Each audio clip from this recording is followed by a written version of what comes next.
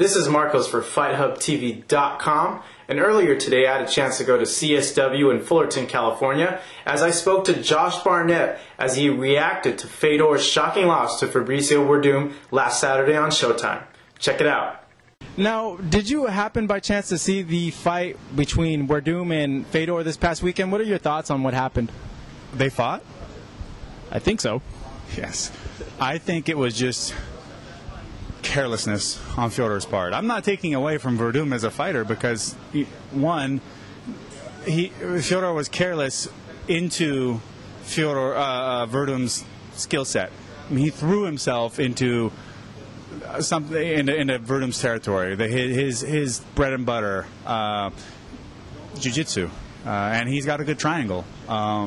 He's used it a lot in competition as well, and I just think that he didn't have anybody in training, Fedor, that could lock him up like that.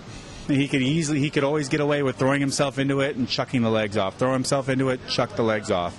Werdum is a lot longer on his inseam. I'm not talking about his penis size, so you can just stop with that. Ask Babalu if you want to know. He's taller. He's got long legs, and he's really adept at locking that hold up. So the first time, I would have thought that Fedor would have thought this is a little too close for comfort. I'll be a little more careful. But instead, he just shoved himself right in even deeper. And at that point, Werdum got behind his shoulder, and when that happened, he wasn't able to twist out of it. And Fedor is going to be able to throw himself out of most triangles because of his build. Thick neck, round head, broad shoulders.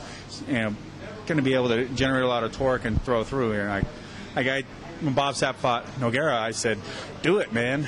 His #1 hold will never work on you because you're just too physically big. Unless you can entirely gas out, he'll never triangle you ever."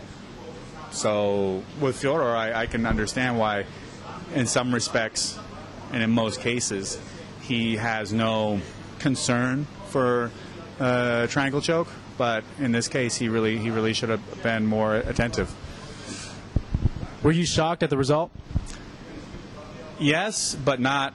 I was shocked with it overall, but not in watching the fight. And seeing what he was doing, it didn't really surprise me that he ended up throwing himself into a dang choke. It was just, I'm sure he's kicking himself over it, thinking, "Oh, why did I do that? That was just so rudimentary to make that mistake." Do you feel Fedor is going to come back stronger, or do you feel since this is his first loss, it might have a psychological effect on him? No, I don't think it's going to get into his head at all.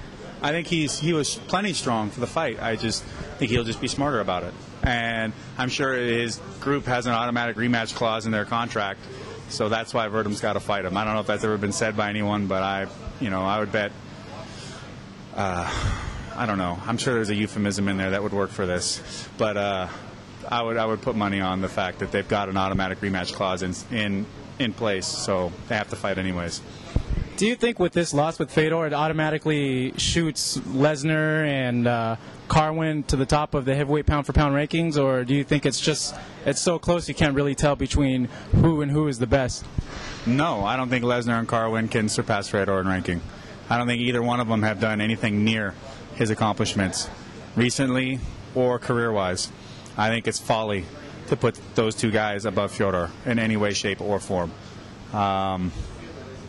I feel like Werdum, he got clipped by Dos Santos and a good shot on the feet, but if they were to fight again, I don't necessarily think it would go that way.